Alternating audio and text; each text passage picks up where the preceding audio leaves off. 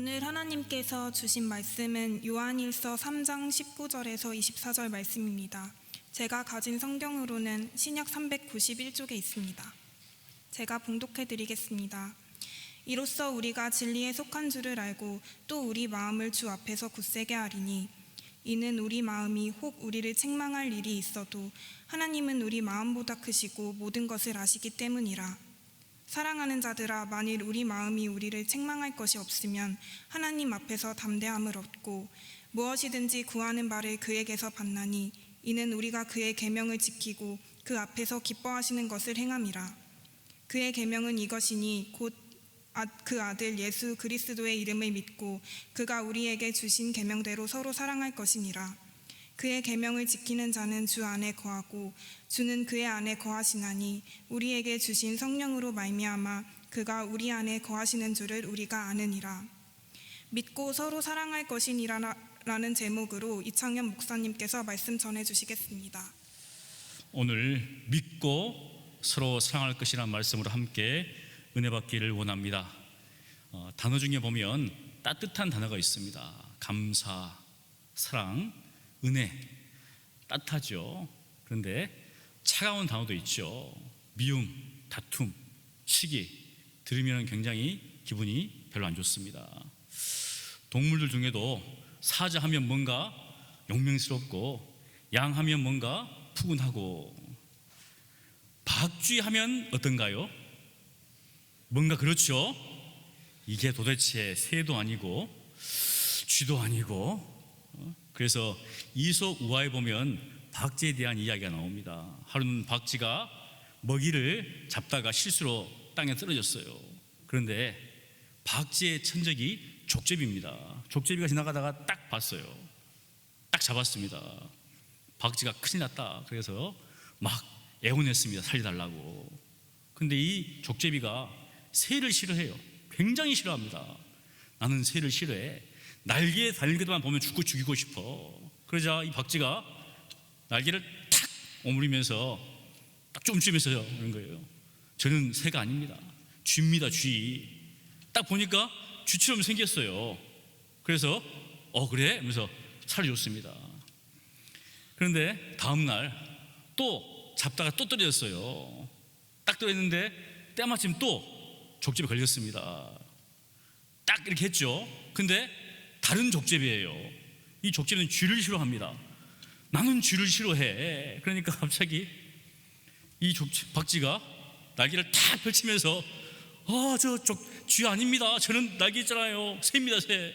족제비가 새네? 이래가지고 살려줬다고 합니다. 여러분, 박쥐는 도대체 어디에 속해 있을까요? 자기가 어디에 속한지를 알까요? 이 질문을 우리에게 적용해 본다면 여러분은 어디에 속해 있습니까? 그리고 내가 어디에 속한지를 알고 있는가? 알 수가 있는가? 오늘 19절에 보면 이런 말씀이 있죠. 이로써 우리가 진리에 속한 줄을 알고 또 우리 마음을 주 앞에서 굳게 하리니.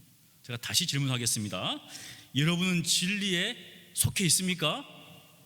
아멘 했습니다. 진리에 속한 줄을 알고 있습니까?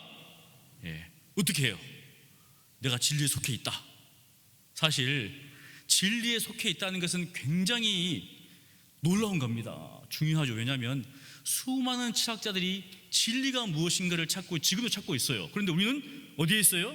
진리에 속해 있다고 했어요. 빌라도 예수님을 딱 만나가지고 묻는 것이 진리가 무엇인가? 진리를 앞에 두고도 진리가 무엇인가? 예수님께서 가만히 있었죠. 그런데 우리는 지금 진리에 속해 있습니다. 그러면 우리가 진리에 속한지를 어떻게 알 수가 있는가? 증거가 무엇인가?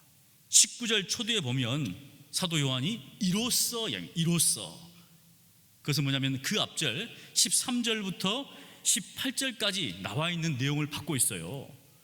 그것을 하나로 딱 모으면 형제 사랑입니다.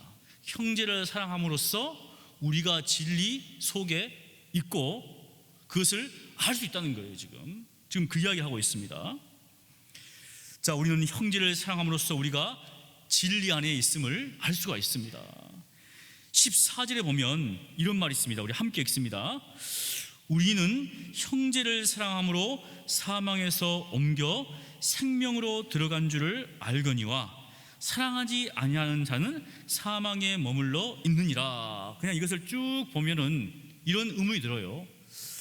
형제를 사랑함으로써 우리가 사망에서 생명으로 옮겼다. 믿음으로 우리가 사망에서 생명으로 옮겼다고 하는데 형제를 사랑해야 되나? 그러면은 나의 행함인가? 내가 뭔가를 이렇게 해야지 구원을 받는가? 이렇게 이야기를 하고 있거든요. 이 말씀만 놓고 보면 그럴 수가 있습니다. 자세히 봐야 되겠죠.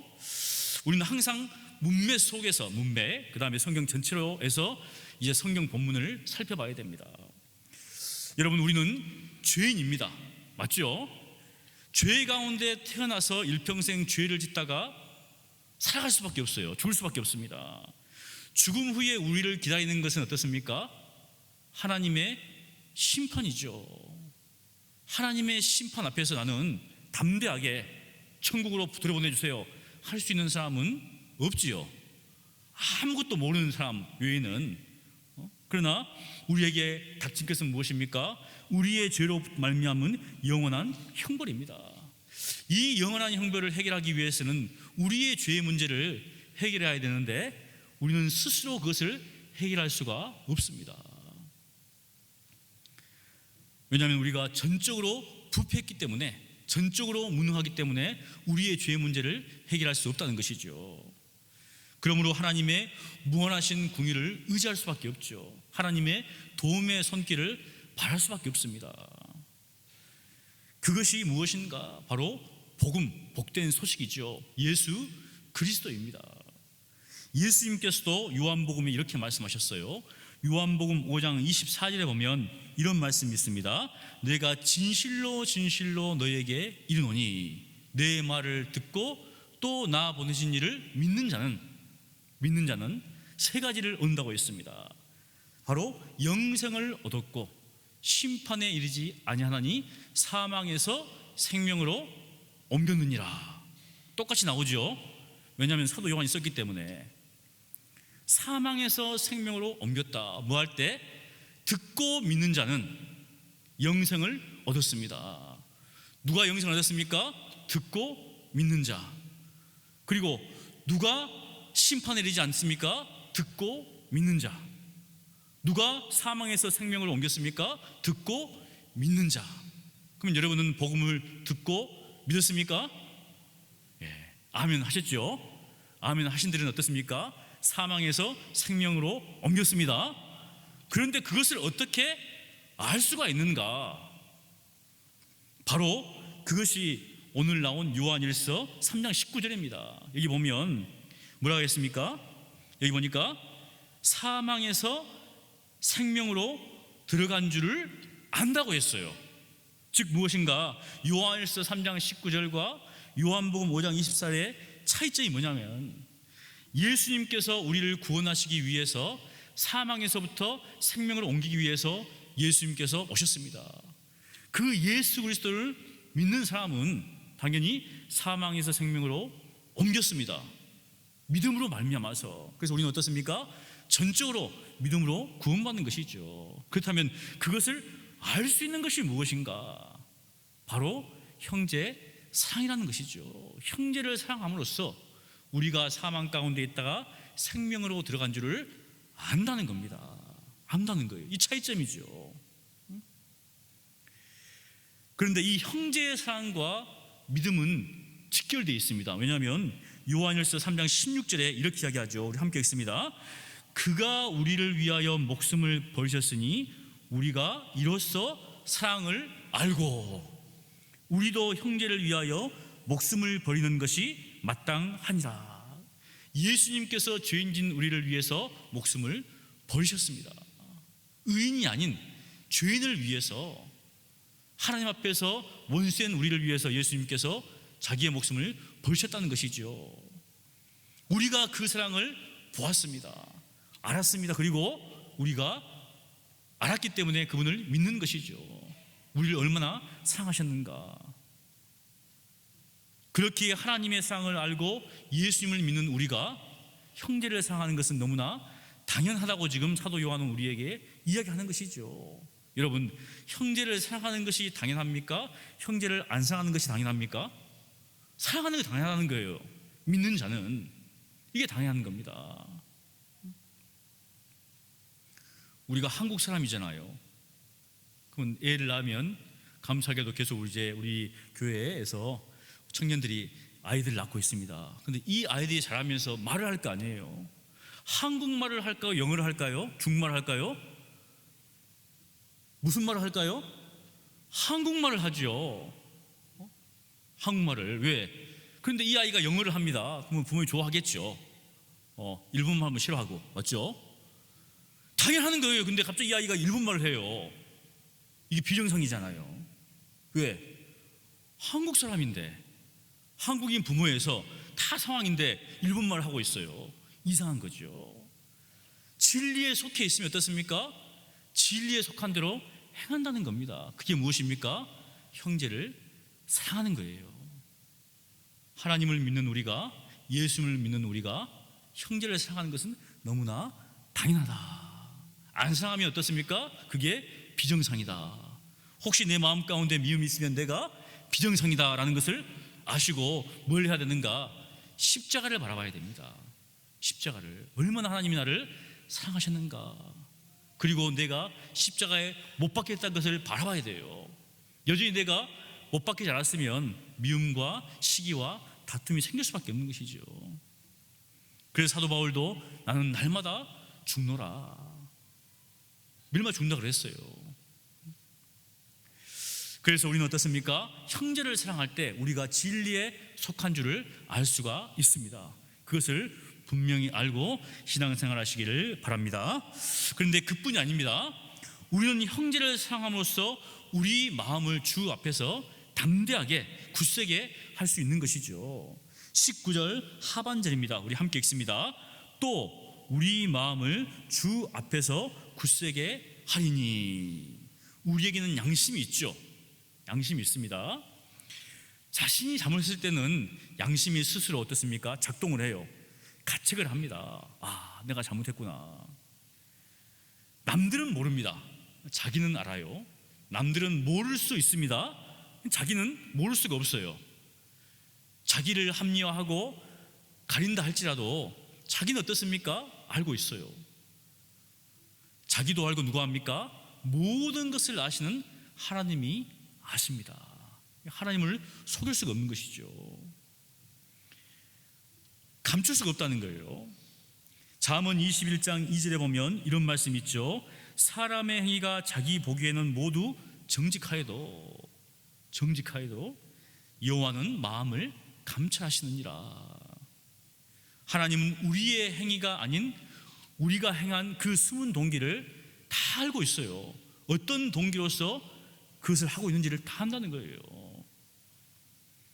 사람은 속일 수가 있지만 하나님은 속일 수가 없는 이유가 그것이라는 겁니다. 왜냐하면 하나님은 우리의 마음을 감찰하시기 때문에. 그래서 다윗은 이렇게 기도합니다. 시편 26편 2절에 여호와여 나를 살피시고 시험하사 내 뜻과 내 양심을 단련하소서. 내 뜻과 내 양심을 좀 단련해 달라고. 왜냐하면 스스로 자기를 속일 수가 있기 때문에. 그러나 하나님은 다 아시잖아요. 사랑하는 성도 여러분, 우리가 믿는 하나님은 전지하신 하나님입니다. 우리의 모든 것을 다 아시죠. 우리의 생각을 아시고 우리의 마음을 아시고 우리의 일거수일투족을 다 아십니다. 우리의 앉고 일어섬을 아시고 우리의 자고 깨움을 다 아십니다. 여기에 앉아있지만 어떻습니까? 말씀에 집중하는 그런 분이 있고 또 아니면 갑자기 딴 생각하는 분도 있어요. 갑자기 그럴 때가 있습니다. 근데 처음부터 아 좋다 자야지 다 하신다는 거예요. 오늘은 한 사람만 빼고 다 깨우고 계시네요. 감사합니다. 맞잖아요. 다 졸고 한 사람 깨있으면 얼마나 그렇겠어요. 근데 다 조시고 한 사람만 아니죠. 다 깨어있고 한 사람만 조니까 얼마나 감사해요. 그런 분이 없기를 바랍니다. 자, 하나님 앞에서 우리는 다 벌거벗은 존재입니다. 그럼에도 불구하고 우리는 아담처럼 깜빡깜빡할 때가 있어요. 아담이 범죄한 후에 하나님께서 아담을 불렀습니다. 그런데 아담이 자기가 벌거벗음을 알고 숨었습니다. 두려워서. 여러분, 아담이 숨을 수 있을까요? 없죠. 근데 숨었어요. 도대체 어디에 숨었을까요? 아마 나무가 많았으니까 나무 뒤에 숨는 것 같아요. 근데 하나님은 다 계시는데, 맞죠? 그런데 숨었어요. 숨었다고 이야기했습니다. 다 알고 있는데 숨었다는 거예요.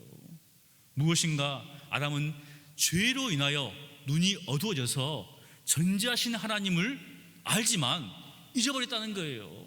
우리가 죄를 지을 때 하나님께서 다 보고 계시는 것을 내가 본다면 죄를 지겠습니까? 그런데 안 보이니까 분명히 압니다. 편지하신 하나님, 모든 것을 아신 하나님 다 알지만 죄를 지을 때는 잊어버려요. 까먹는다는 거예요. 왜? 우둔하기 때문에. 근데 하나님께서 딱 불꽃 같은 눈동자 보고 있으면 어떻습니까? 죄를 지을 수가 없죠. 두려워서. 그런데 그 하나님이 안 보이시니까 죄를 지은다는 겁니다. 이처럼 하나님 앞에서는 누구도 자신을 숨길 수가 없습니다. 그러므로 아담이 범죄했을 때 그는 어떻습니까? 숨지 말고 엎드려야 했습니다. 하나님 앞에 엎드려야 했어요. 그렇다면 여러분은 어떻습니까? 하나님께서 여러분의 마음을 아신다는 사실을 잊어버리고 생각하고 행동할 때가 있지 않는가? 스스로 자신의 행위를 합리하면서 살고 있지는 않는가? 그렇다면 속히 돌이키시기를 바랍니다. 매일 아침마다 하나님 제 마음을 살펴주시고 제 뜻을 좀 알려주십시오. 제 양심을 단련시켜 주십시오. 이러한 기도가 우리의 기도가 되기를 간절히 축원합니다. 이러면서 사도 요한은 이제 두 가지 가정을 말합니다. 첫 번째 가정은 우리가 우리를 책망할 것이 없다면, 21절을 우리가 함께 읽을까요? 21절입니다. 사랑하는 자들아, 만일 우리 마음이 우리를 책망할 것이 없으면 하나님 앞에 담대함을 얻고, 우리 마음이 우리 스스로를 책망할 것이 없다면 하나님 앞에 담대라는 것이죠. 죄인된 인간은 하나님을 두려워할 수밖에 없습니다. 그래서 아담이 범죄했을 때 두려워했다는 거예요. 그래서 숨었습니다. 그러면 범죄하기 전에는 어떻게 했었을 것인가? 당연히 피하지 않았죠. 피하지 않고 어떻습니까? 하나님과 정말 인격적인 교제를 누렸습니다. 그런데 범죄한 후에 피하게 된 것이죠. 그러므로 죄인된 우리는 항상 하나님을 두려워할 수밖에 없습니다. 그러나 예수님을 믿음으로 말미암아서 이제는 어떻습니까? 죄의 문제를 우리가 온전히 해결함 받았어요. 그래서 우리 양심에 우리 스스로가 책망할 것이 없다면 이제 더 이상 하나님을 두려워할 필요가 없다는 거예요. 그런데 죄의 문제에 국한해서지요. 하나님이 창조 주시고 하나님이 우리의 아버지시기 때문에 우리는 하나님을 경외해야 합니다. 이 경외에는 두 가지 요소가 있습니다. 하나님을 사랑하는 것과 하나님을 두려워하는 것이 있어요. 무엇인가? 하나님이 우리의 창조 주시고 우리는 피조물이라는 내 자신의 전제론적인 어떤 속에서 나오는 두려움이죠. 그 다음에 하나님이 아버지시라는 나와의 관계에 있어서 나는 하나님의 자녀라, 즉 관계론적으로 볼 때 우리가 하나님 앞에 두려움을 간다는 것이죠. 죄로 말미암는 게 아니라. 그러나 우리 마음이 이 외에 스스로 죄로 말미암아서 책망할 것이 없다면 두려워할 필요 없다는 것이죠. 두 번째 가정은 우리가 무엇이든지 구하면입니다. 무엇인지 구하면. 22절을 우리 함께 읽습니다. 무엇이든지 구하는 바를 그에게서 받나니 이는 우리가 그의 계명을 지키고 그 앞에서 기뻐하시는 것을 행함이라. 우리가 무엇이든지 구하면 하나님께 받는다는 거예요. 사실 언제 기도가 뜨거웠는가? 잘 살 때요? 평안할 때입니까? 안정을 누릴 때입니까? 아니죠. 어려울 때입니다. 어려울 때, 그때 어떻습니까? 사방이 가로막혀 있을 때 우리는 기도합니다. 한쪽이 터져 있으면 어떻습니까? 거기로 쏙 나가요. 근데 다 막히면 갈 데가 없잖아요. 그러니까 하늘을 바라봅니다. 인간적인 방법이 아니라 다 무너지니까 하늘을 바라봐요. 그리고 어떻습니까? 하나님 살려주세요, 도와주세요. 그런데 하나님께서, 예수님께서 우리에게 구하라는 거예요. 구하라. 큰 부자가 있습니다. 대통령이 누구 회장이 어려울 때 있으면 나를 찾으세요. 얼마나 기뻐요. 지나가는 거지가 어려운 일 있을 때 나를 찾으세요 하면 어떻게 기쁩니까? 돈을 줘야 되겠죠. 근데 하나님께서 구하라는 거예요. 근데 구하면 받는다는 겁니다. 지금 시대는 어떻습니까? 풍족하니까 구하지 않습니다. 근데 성경을 자세히 보면 우리 신앙인들은 세상 것들을 구하는 게 아니라 하늘의 것들을 구했어요.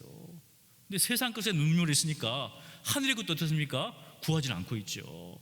너무 어려울 때는 세상 것도 구했죠. 인류와 양식을 구해야 되잖아요. 근데 너무 풍족하니까 하늘의 것이 안 보입니다.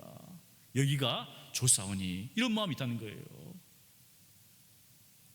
그러나 하나님께 구할 때 받는다고 이렇게 이야기합니다. 얼마나 놀라운 축복인가. 하나님께서 주신다는 거예요. 요한복음 16장 24절에도 예수님께서 말씀하십니다. 지금까지는 너희가 내 이름으로 아무것도 구하지 아니하였으나 구하라 그리하면 받으리니 너희 기쁨이 충만하리라. 여러분, 기쁨이 충만할 때는 줄 때입니까? 받을 때입니까? 받을 때예요. 맞죠? 받을 때 충만하잖아요. 지금 거짓말하시면 안 됩니다. 줄 때도 좋지만 어떻습니까? 받을 때잖아요. 지금 곧 있으면 이제 성탄절이 옵니다. 누가 좋아합니까? 애들이 좋아해요. 예수님 탄생한 날 어떻습니까? 자기가 좋아하는 거예요. 지금 뭐 받을 거라고. 저는 교육시킵니다. 성탄절 기대하지 않아요. 왜? 내가 준비해야 된다. 예수님께 드릴 거를. 근데 여기 바뀌어가지고 뭔가 받으려고 그래요. 자기 생일, 어린이날, 성탄절 다 들어가요. 그래서 저는 이야기합니다. 받을 생각하지 말고 드릴 걸 생각해라. 하나님, 맞잖아요. 하나님께서 가장 귀한 선물 주셨는데 받았으니까 뭔가 드려야 될 거 아니에요. 감사해서. 그런데 이야기했죠. 예수님께서 구하면 받으리니 너희 기쁨이 충만하리라.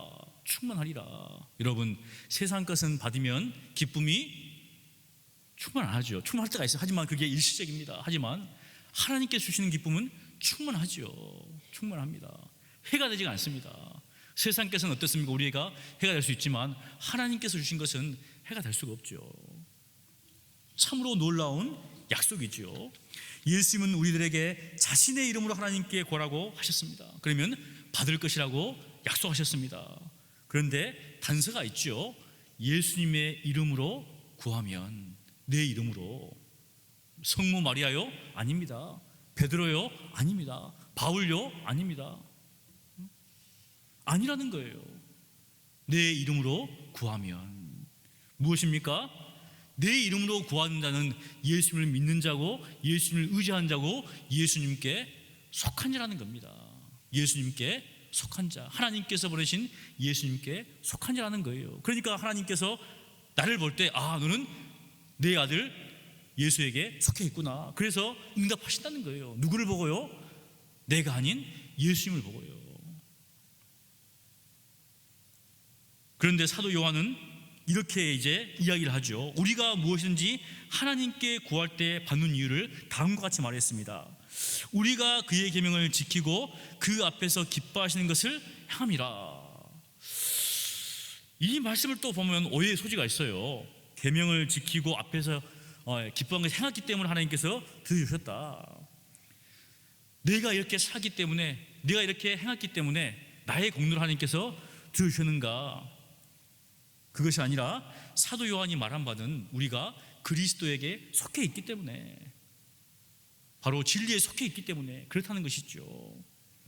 즉 그의 계명을 지키고 그 앞에서 기뻐하신 것을 행하는 것은 여러분이 그리스도를 믿고 산다는 증거입니다. 증거라는 거예요. 바로 신앙의 증거라는 것이죠. 우리가 그것을 어떻게 할 수 있는가? 바로 23절에 나옵니다. 우리 23절 함께 읽습니다. 그의 계명은 이것이니 곧 그 아들 예수 그리스도의 이름을 믿고 그가 우리에게 주신 계명대로 서로 사랑할 것이니라. 하나님의 계명은 두 가지입니다. 그 아들 예수 그리스도를 믿고, 믿음이지요. 하나님께서 우리에게 원하시는 것은 열심히 뭔가 선행을 해가지고 내가 원하는 어떤 율법적인 기준을 이루라, 그게 아닙니다. 내가 보낸 예수 그리스도, 내 아들을 믿으라는 것이죠. 우리를 위해서 예배해 놓으신 모든 구원의 사역들을 그대로 아멘으로 받으라는 겁니다. 둘째로 우리에게 주신 계명대로 서로 사랑하는 것이죠. 우리는 앞에서 형제 사랑에 대해서 다루었습니다. 그것은 예수님께서 주신 새 계명이죠. 바로 서로 사랑하는 것입니다. 예수님이 원하시는 것, 하나님이 원하시는 것은 믿는 자가 서로를 사랑하는 것이죠. 우리가 예수 믿는 자라는 것을 어떻게 증명할 수가 있는가? 서문교회 다니기 때문에 아닙니다. 이단들도 다닐 수 있거든요. 무엇을 어떻습니까? 증거할 수 있는가? 사랑입니다. 아무리 성경 지식이 많아도, 아무리 능력이 있어도 사랑이 있으면 아무것도 아니라고 사도 바울이 이야기하잖아요. 무엇인가? 우리가 예수 그리스도를 믿는 것을 증거할 수 있는 길은 서로를 사랑하는 것이죠. 그것밖에 없습니다. 여러분, 그래서 예수님도 동일하게 24절 함께 읽습니다. 그의 계명을 지키는 자는 주 안에 거하고 주는 그 안에 거하시다니 우리에게 주신 성령으로 말미암아 그가 우리 안에 거하신 줄을 우리가 아느니라. 사랑하는 성도 여러분, 하나님이 우리 안에 거하시고 우리가 하나님의 안에 거하는 것은 우리가 그의 계명을 지킬 때 거한다는 거예요. 여러분, 하나님이 우리 안에 거하신다, 우리가 하나님 안에 거한다, 이 얼마나 놀라운 축복인가. 구약에서 어떻습니까?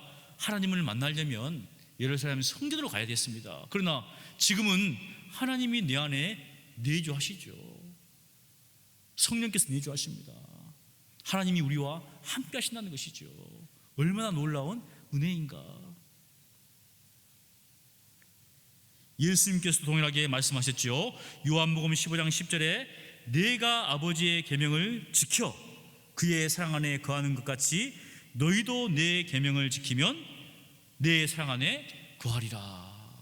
지키면 거한다는 거예요. 예수님의 계명이 무엇입니까? 서로 사랑하는 것이죠. 우리가 서로가 사랑한다면 하나님이 우리 안에 거하신다는 겁니다. 우리가 예수님 안에 거한다는 것이죠. 이처럼 우리가 하나님의 계명을 지키면 하나님이 우리 안에 거하십니다. 그렇다면 이것을 또 어떻게 할 수 있는가? 어떻게 할 수 있는가? 계속 사도 요한은 우리가 어디에 속해 있다, 주님이 우리 안에 거하신다 해놓고 항상 그것을 알 수 있다는 거예요. 그 이야기를 합니다. 지금 바로 그것은 우리에게 주신 성령으로 말미암아 알 수 있다고 했습니다. 성령 하나님으로 말미암아. 성부 하나님께서 창세전에 우리의 구원을 계획하셨습니다.